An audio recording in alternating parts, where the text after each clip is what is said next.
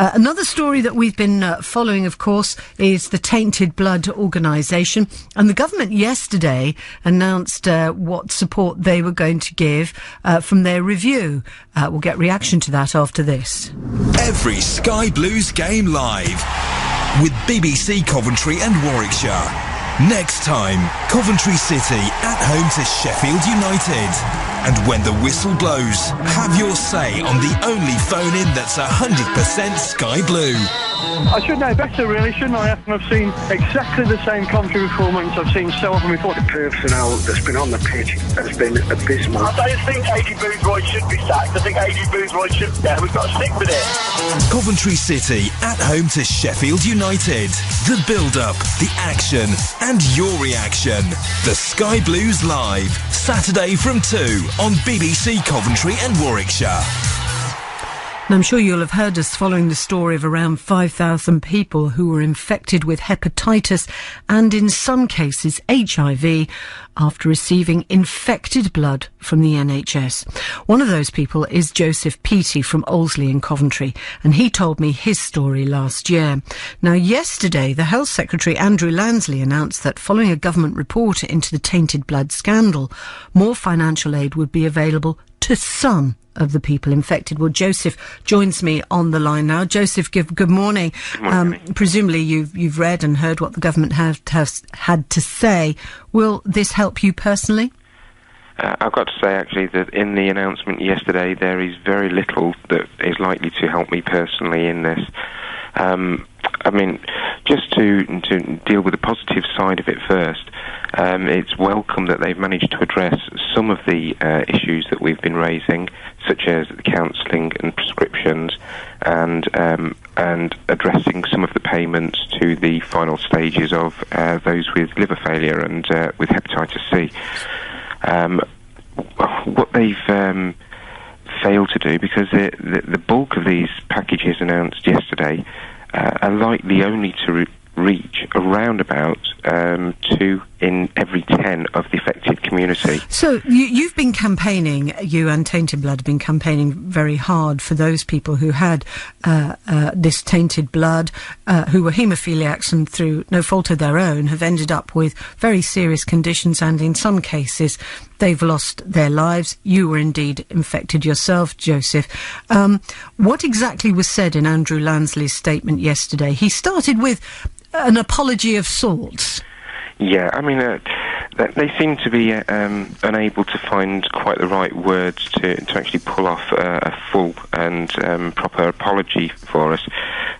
He still insisted in his so-called apology yesterday that the government, that the NHS of the day, did its absolute best for the community. And that's been disproven by the public inquiry under Lord Archer and questioned in the courts, and it's quite clear that they didn't do the best for us at that time. It's interesting, isn't it? Because he started with this kind of apology of sorts. He does say it's one of the greatest tragedies in modern healthcare, but it seems to focus on people who have advanced liver disease. Now, that is one of the problems that those haemophiliacs got as a result of the tainted blood, but there were lots of other things like those who were infected with HIV and hepatitis C and so on. So why are they focusing particularly on liver disease? I think from the outset of this, when they came into power and they said they were going to do something, I think they'd already made their minds up that they were only going to address the hepatitis C side, and they did announce quite early on that they weren't going to look at HIV again, which it's a shame they've missed this opportunity, and frankly it's hypocritical that they could sit in opposition and criticise Labour for having done so little. And then do so little themselves. And then they've taken a step forward, a very tentative and a begrudging step almost, but they still are using the language of the last governments, and they're insistent that they won't pay compensatory levels of support, and they keep looking back at Ireland and saying they only paid it there at compensatory level because there was negligence found.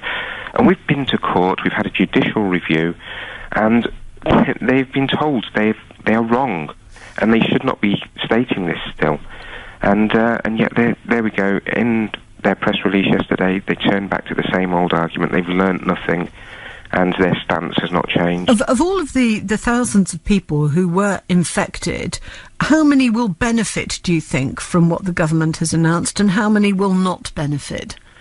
Right. I mean, just broadly going through the figures and looking at the review last night, it looks to me as though as little as 2 in every 10 people of our community may receive some more substantial assistance. Because there are two stages when they're going back to liver disease from hepatitis C. There are 2 stages. They're saying stage 1 you'll receive 25,000, stage 2 you get another 25,000, and the increase lump sum to 50,000. In all, I mean, the amount that is being given per person, do you feel that in just those cases of liver disease is sufficient? No, I think what they've done, they've missed an opportunity here. They have announced that if people qualify for the stage 1 payment, they will get £20,000. That has remained unchanged. For those with stage 2 qualification, they will now get a lump sum of £50,000 and a regular annual payment of around about £12,800 a year. Joseph, what about those families who have lost loved ones? Perhaps they've lost the breadwinner, the husband or the wife or whatever, as a result of receiving this tainted blood, and they've now lost their loved ones. Is there any posthumous payment for them? Yeah, I mean, they have announced a correction. Strangely, it's only a temporary one. But they did admit yesterday that it was an anomaly that should have been corrected a long time ago. And now people that died prior to August 2003 will be able to, and their estates and their loved ones will be able to apply to receive the payments that they would have got from the Skipton Fund Stage 2 if they'd been alive today. But what about those who've died since 2003?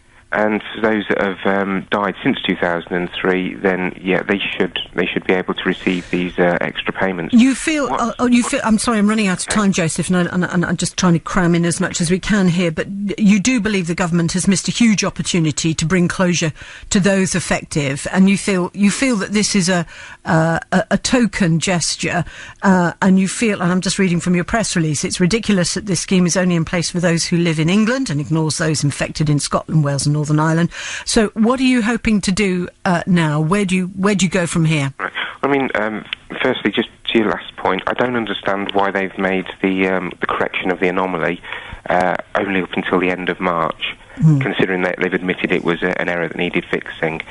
So people are unlikely to be able to get the evidence they need, or in fact to look back and get in contact with everybody that may be affected and entitled to claim by the end of March. But I think what they need to do, they've got to look at the overall payments of the regular payments and of the levels of the ex gratia payments. And I really don't understand the reasoning of the expert groups that they've consulted with that have said that these are adequate payments. People are living day in, day out with illnesses that need more substantial help than they're getting at the moment. They've missed a substantial opportunity to address this and bring some closure.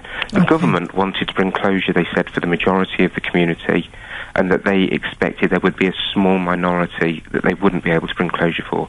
What they've done is the other way around. They've managed to bring some help for a small minority, and ignored the majority. And for the majority, there really is nothing substantial here that will help their suffering and their needs. Joseph Peaty from Allesley, thanks very much indeed. It will be a story that we'll continue to follow, and I'd like to hear your thoughts.